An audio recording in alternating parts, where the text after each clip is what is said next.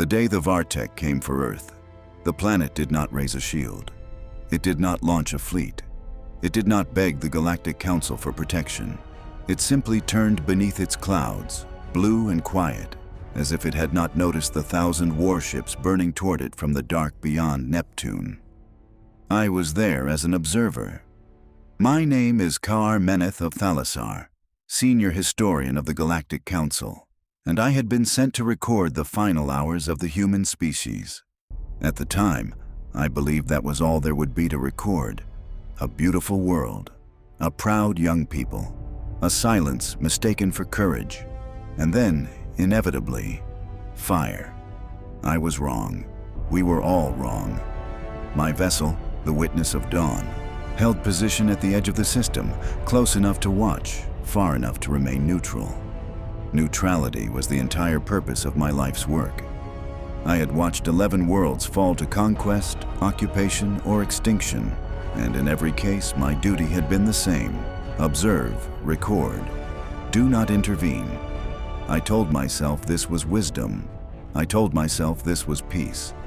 I did not yet know that I was about to watch the galaxy remember something it had chosen to forget. The Vaar-Tek Dominion arrived in full ceremonial formation. 1,000 warships arranged like a blade pointed at a single, undefended world. Their flagship, the Dominion Spear, broadcast the surrender demand to every frequency Earth's satellites could receive, and to the Galactic Council for good measure. Conquest, for the Vaar-Tek, was theater as much as war. They wanted witnesses. Admiral Threx Val delivered the ultimatum himself, standing in ceremonial armor before his tactical pit. "People of Earth," he said, "you have no fleet, you have no shield, you have no ally within 100 light-years who would spend a single ship on your behalf. Surrender within one planetary rotation, and your cities will remain standing. Refuse, and you will remain standing, in memory only." Earth did not answer. Not a signal, not a plea, not even static. On the council frequencies, the younger species laughed. I remember the exact words of a delegate from a system barely 2 centuries spacefaring. "They are already dead. They simply haven't noticed yet." But I was watching Elder Sareth of the Ilun, who had lived through more conquests than any being in that chamber, and I saw something the younger species did not. I saw an old diplomat go very, very still. "Do not mistake silence for absence," Sareth said quietly, "to no one and to everyone." I asked what they meant. Sareth only looked at the tactical display, at the small blue world, at the vast dark system surrounding it, at the moons and the belts and the gas giants that no one else in that chamber had thought to consider a battlefield. "You see no fleet," Sareth said, "and you call them defenseless. I see no fleet, and I wonder where they hid the battlefield." I did not understand. I had studied humanity's file, thin, uneventful, centuries out of date, non-expansionist, non-submissive, never provoked near home star. A strange final line for a species report, I had always thought. A curiosity, not a warning. I pressed Sareth further, because it is my nature to press, and because something in their stillness frightened me more than the 1,000 warships did. "You speak as though you have seen this before," I said. "I have seen the after," Sareth corrected me. "Centuries ago, before your council kept proper records, humanity fought a war among its own worlds. Colonies against homeworld, brother against brother. It ended badly enough that they swore never to let it happen again. Not to themselves, not to anyone who came looking for a second helping. When it ended, they did not celebrate. They went quiet. They withdrew from every stage where power is performed. No fleets paraded before the assembly. No colonies claimed in distant systems. No seats fought for in this chamber. The younger species mistook the silence for decline. I filed it at the time, under a different word." "Which word?" "Mourning," Sareth said. "A species that mourns that thoroughly does not forget how to grieve, and a species that remembers grief that well does not forget, either, what it cost them to survive it." I did not sleep well that night, if night is even the word for the artificial dimming cycle aboard a council vessel. I reviewed humanity's file for the 100th time, searching for something I had missed. There was nothing new to find. That was, I would come to understand, precisely the point. The most important thing about humanity's file was how little there was to read. Far beyond the orbit of Neptune, in the frozen dark of the Oort cloud, something that had slept for longer than my own species had walked among the stars, opened a single sensor eye. It was not a warship. It was barely a machine, by the standards of any species that measured power in tonnage and weapon yield. It was an old, patient watcher, seated generations ago in the coldest, emptiest reaches of the system, built by people who understood that the first thing any invader needs is to believe no one is counting. Someone had been counting the entire time. A voice with no body, patient as stone, spoke into an empty archive that no living being had checked in decades. Hostile mass confirmed, it said. Waiting. Its name, I would later learn, was Mother Hush. For the first day, nothing happened, and the nothing was almost worse than an attack. The Vaar-Tek fleet advanced through the outer system in perfect formation, and Admiral Threx grew visibly more pleased with himself by the hour. He walked the bridge of the Dominion Spear like a man already composing his victory speech. "No response," he said, watching the empty tactical readouts. "No fleet rising to meet us. No orbital batteries charging. This is not restraint, Lieutenant Varesh. This is a species in shock.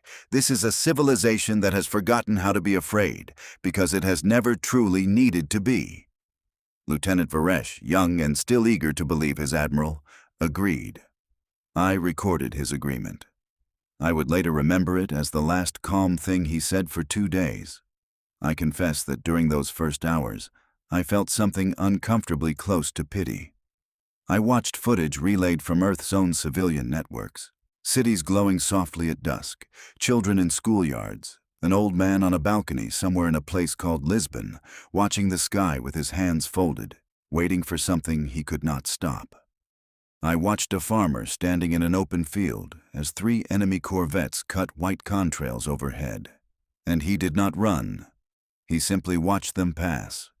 The way a man watches a storm he has already decided he cannot outrun. It looked like surrender. It looked like a world that had already given up. Then the strange things began.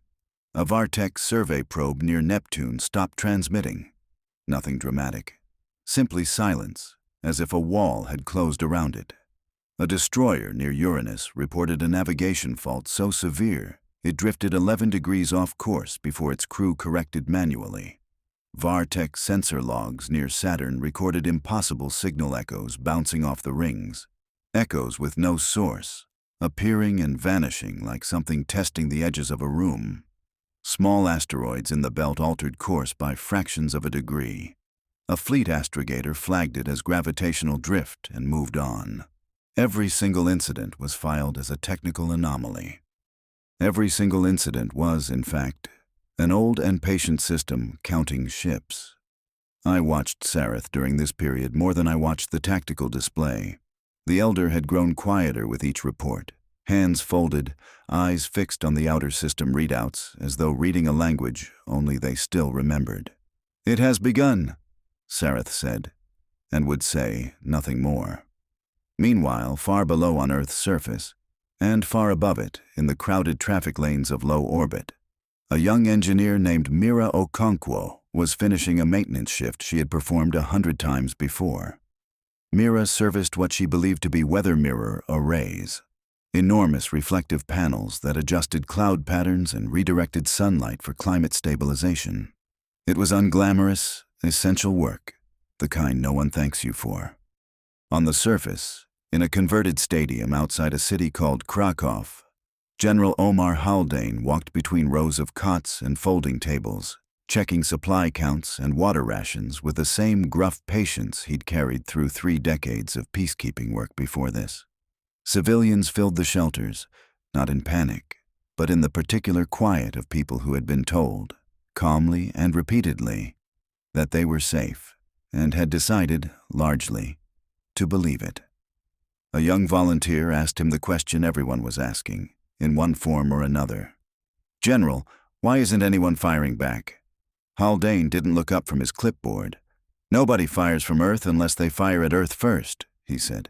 "That is the rule. That has always been the rule. We are not the ones who wanted this conversation. We are not going to be the ones who make it worse than it needs to be." "But what if they don't stop?"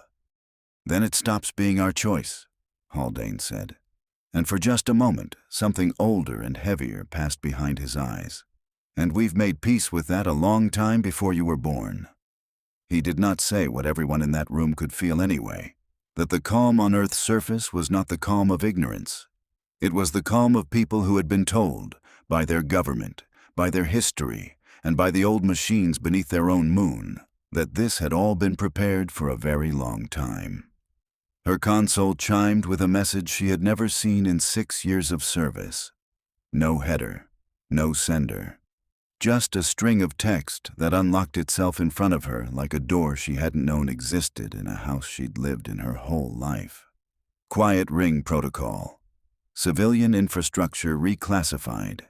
Beneath it, system after system relabeled itself in real time. Weather mirror, array Wartine, reclassified. Adaptive solar reflector, targeting capable. Debris management drone cluster 7, reclassified. Close defense interceptor swarm. Solar monitoring satellite grid, reclassified. Targeting relay network. Mira sat in her small control room, hands trembling over controls she had touched 1,000 times and understood, with the particular horror of someone realizing their whole life had a second meaning. That she had never been maintaining satellites. She had been maintaining promises. Beneath the lunar South Pole, inside a crater called Shackleton Deep, Captain Elena Marquez sat in a command chair that had been repaired more times than replaced, in a room lit by old analog readouts and the soft hum of systems that had not needed to fully wake in generations. The walls of her station held no battle honors. They held names. A long, quiet wall of names of worlds humanity had once failed to save, back when humanity still tried to save worlds it had no business saving and paid for it. Her mother had helped build this place. Her father had died in the war that made it necessary. Elena had grown up with one sentence repeated to her like scripture. "A weapon is a failure you keep locked until failure comes for your door." She did not want to unlock this one. Her second in command, a quiet Icelandic officer named Björn Sigurdsson, who had served under her for 11 years, stood at her shoulder as the Vaar-Tek fleet crossed the orbit of Jupiter. "They're not slowing," he said. "They think we're not going to answer." "Let them think that," Elena said. "The longer they believe it, the deeper they walk into a system they don't understand. Every hour they spend calling us cowards is an hour they're not spending looking for the trap." "And if they don't stop before the mercy line?" Elena didn't answer immediately. She looked instead at the old wall behind her, the wall of names, worlds humanity had once tried and failed to save, back before the withdrawal, back before her mother had helped design the very system she now commanded. She had memorized every name on that wall since childhood, the way other children memorized songs. "Then we stopped being the ones asking nicely," she said finally, quietly enough that only Björn heard it. "I would rather carry this than add one more name to that wall." She watched Vaar-Tek bombardment ships break formation and begin their descent toward Earth's atmosphere, and she did something Admiral Threx would later replay 100 times, trying to understand it.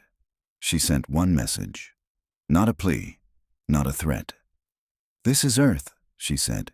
"Turn back, no further warnings." Threx heard it the only way his culture had taught him to hear anything from an inferior world.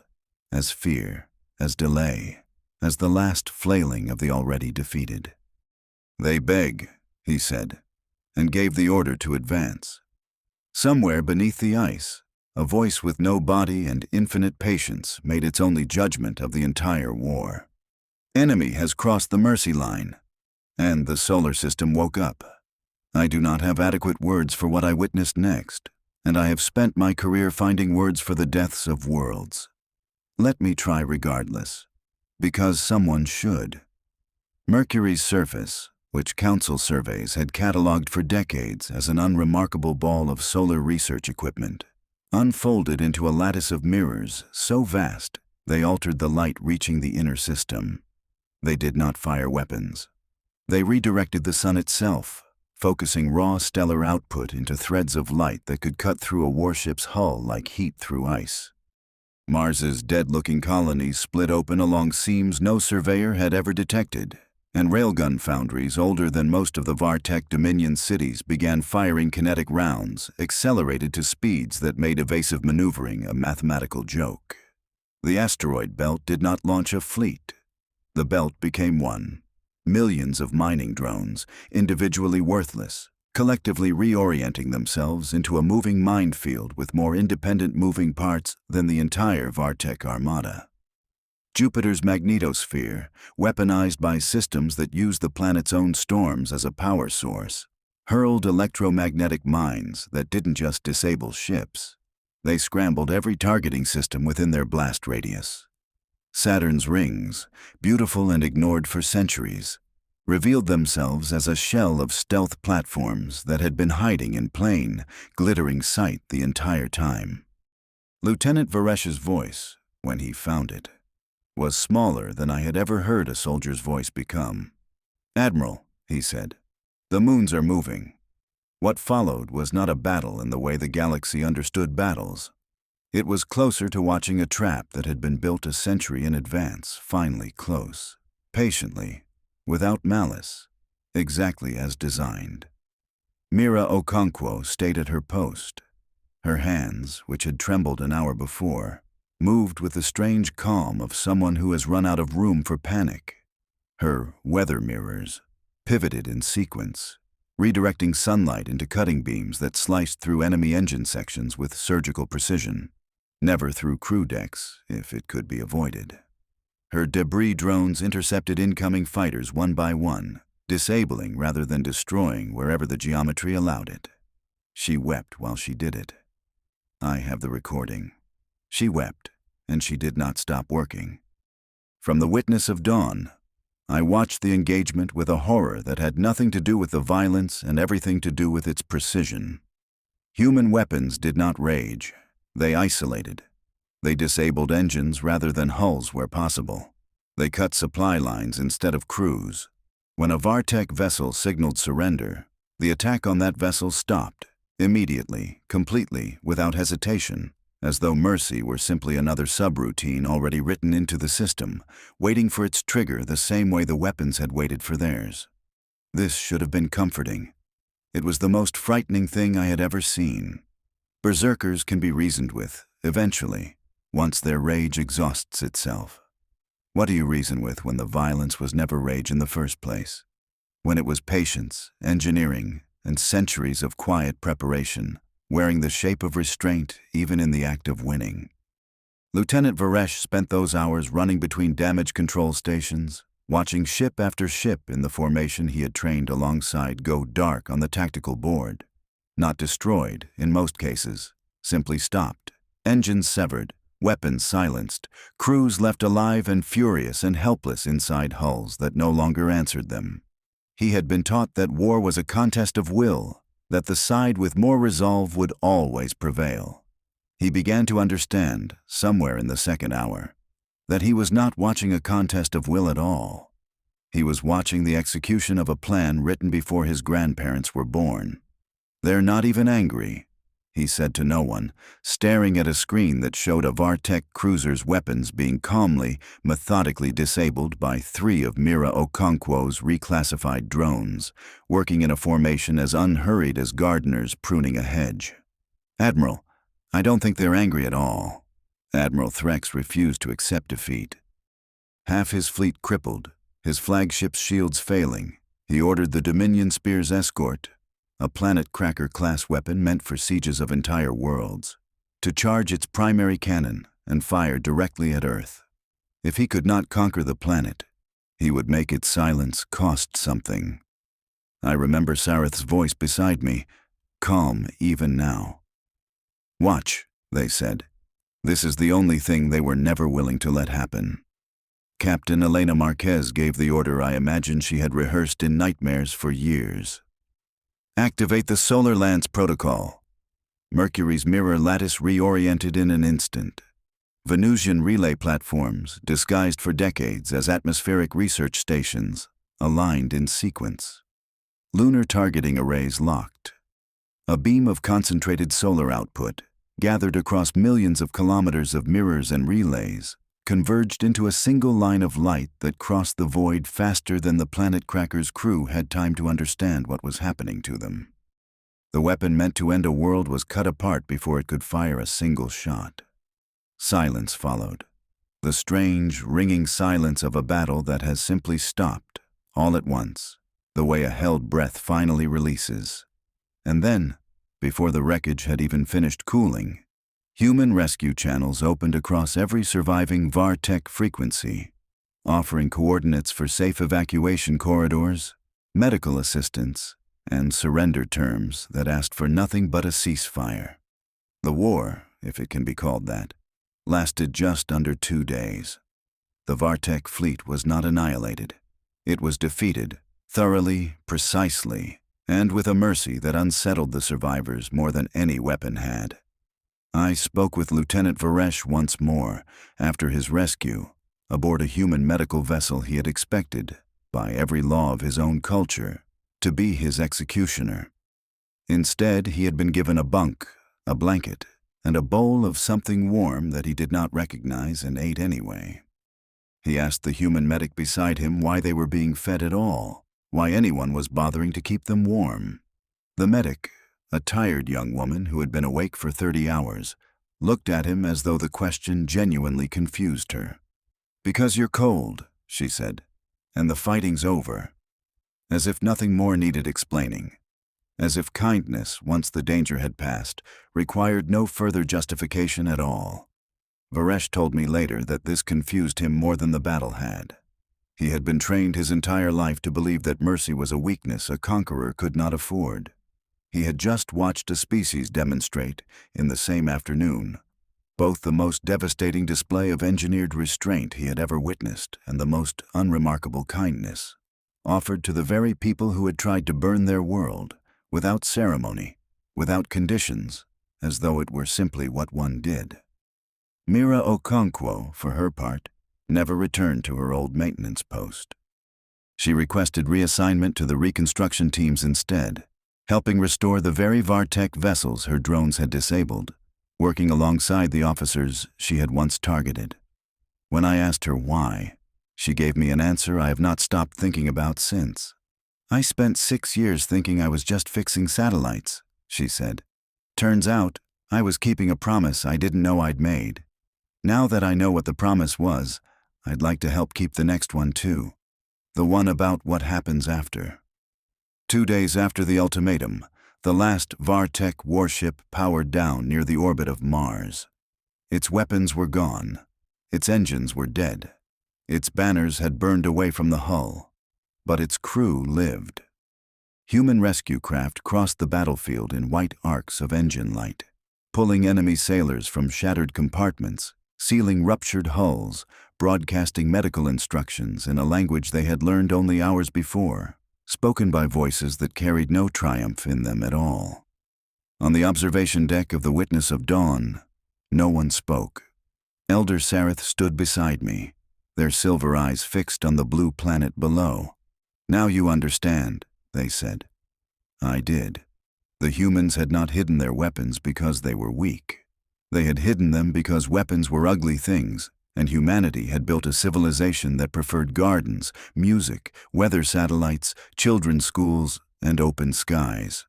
But beneath all of it, under the moons and stones and dust of their little system, they had kept one promise alive. Not conquest, not revenge, home. And if war ever came for that home, the whole system would wake to answer.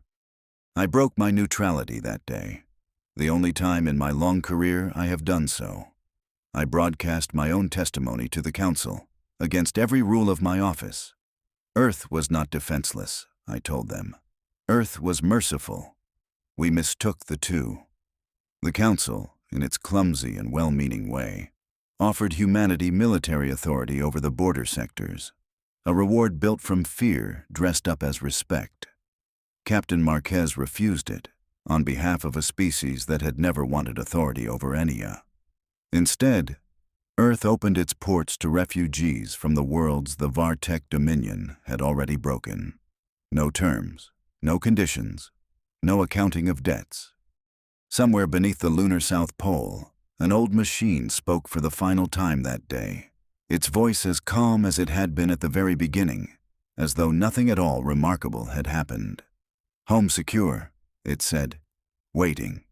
The galaxy learned that day why humans hide their weapons, not because they are ashamed of power, but because they pray every single day they keep them locked away, that they will never need them again.